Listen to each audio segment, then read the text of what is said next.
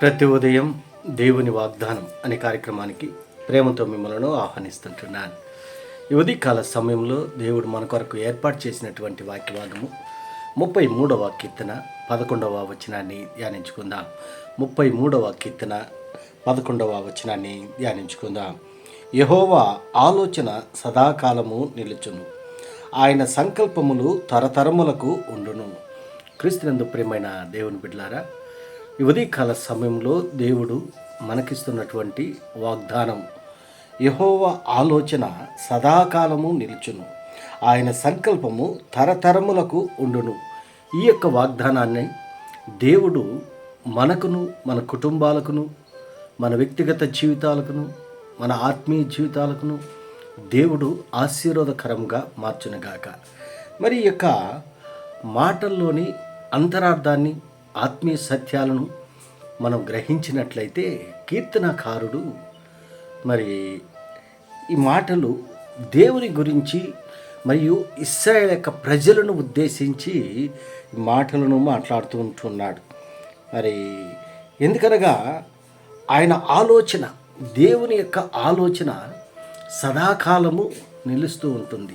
ఏ రీతిగా అనగా ఇశ్రాయేలు యొక్క ప్రజలు మరి ఐగుప్తు దేశంలో నుండి దేవుడు వాగ్దానం చేసినటువంటి దేశానికి నడిపించేంత వరకు కూడా ఆయన కృప తన ప్రజల పట్ల మరి ఎక్కువగా ఉంటున్నది.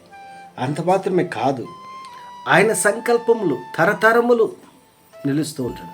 మరి అబ్రహాము మొదలుకొని అబ్రహాము సంతానం తరతరముల వరకు, నేటి వరకు కూడా ఆయన మరి సంకల్పములు నెరవేర్చుకుంటూ వస్తుంటున్నాడు. అందుకే అపోస్తలుడైన పౌలు రోమీలకు రాసినటువంటి పత్రికలో మనం గమనించినట్లయితే అక్కడ ఒక సత్యాన్ని మనము చూస్తుంటున్నాం. 28వ వచనము, 8వ అధ్యాయము 28వ వచనంలో అపోస్తలుడైన పౌలు ఒక మాటను అక్కడ చెప్తున్నాడు. దేవుని ప్రేమించు వారికి అనగా ఆయన సంకల్పము చొప్పున పిలువబడిన వారికి మేలు కలుగుటకై సమస్తమును సమకూడి జరుగుచున్నవని ఎరుగుదము అని అక్కడ అపోస్తలుడైన పౌలు మరి ప్రస్తావిస్తూ ఉంటున్నాడు. క్రీస్తునందు ప్రియమైన దేవుని బిడ్డలారా, దేవుడు ఒక సంకల్పాన్ని మన పట్ల కలిగి ఉంటున్నాడు. దేవుడు ఒక ఉద్దేశాన్ని ఇశ్రాయేలు యొక్క ప్రజల పట్ల కలిగి ఉంటున్నాడు. ఎందుకనగా ఇశ్రాయేలును దేవుడు అత్యధికముగా ప్రేమించాడు, అనేక రీతిలుగా ఆశీర్వదించాడు. ఆయన కోపము నిమిషం మాత్రమే, ఆయన దయ ఆయుష్కాలమంతా ఉంటుందని కీర్తనకారుడు మరి ప్రస్తావిస్తూ ఉంటున్నాడు. అంత మాత్రమే కాదు, మొదటి వచనంలో మనం గమనించినట్లయితే 33వ కీర్తన మొదటి వచనంలో, నీతిమంతులారా యెహోవాను బట్టి ఆనందగానము చేయడి, స్తుతి చేయుట యథార్థవంతులకు శోభస్కరము. నీతిమంతులు ఆయన పిలుస్తూ ఉంటాడు. నీతిమంతులు అనగా బైబిల్లో మనం గమనించినట్లయితే దేవుని యొక్క వాక్యంలో నీతిమంతుడు ఒక్కడునూ లేడు అని మనం చూస్తుంటున్నాం. కానీ ఇక్కడ నీతిమంతులారా యెహోవాను బట్టి ఆనందగానం చేయడు. అవినీతిమంతులమైనటువంటి మనల్ని నీతిమంతులుగా ఆయన మార్చిపోతూ ఉంటున్నాడు. అంత మాత్రమే కాదు, మరి స్తుతి చేయుట యథార్థవంతులకు శోభస్కరము, సితారతోనూ యెహోవాను స్తుతించుడి. మరి 10 తంతుల స్వరమండలములతో ఆయన కీర్తించుడి, ఆయన గూర్చి నూతన కీర్తన పాడుడని దావీదు యొక్క కీర్తన. ఈ మాటలను బట్టి మనం అర్థం చేసుకోగలం. దావీదు తన ప్రజలైనటువంటి దేవుని యొక్క ప్రజలైనటువంటి ఇశ్రాయేలును ఆయన సమకూరుస్తూ ఉంటున్నాడు. ఇశ్రాయేల్ ప్రజలను హెచ్చరిస్తూ ఉంటున్నాడు.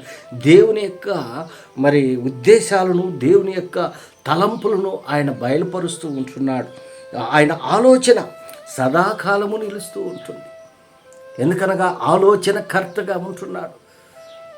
అందుకే యెషయా ప్రవక్త అంటున్నాడు 9వ అధ్యాయం 6వ వచనంలో, ఆలోచనకర్త, నిత్యుడగు తండ్రి, సమాధానకర్తయగు అధిపతి అని ఆయనకి పేరు పెట్టబడినని మరి యేసుక్రీస్తును ఉద్దేశించి యెషయా ప్రవక్త 2024 సంవత్సరాల క్రితమే ప్రస్తావించినట్లుగా మనం చూస్తుంటాం. ప్రవచించాడు.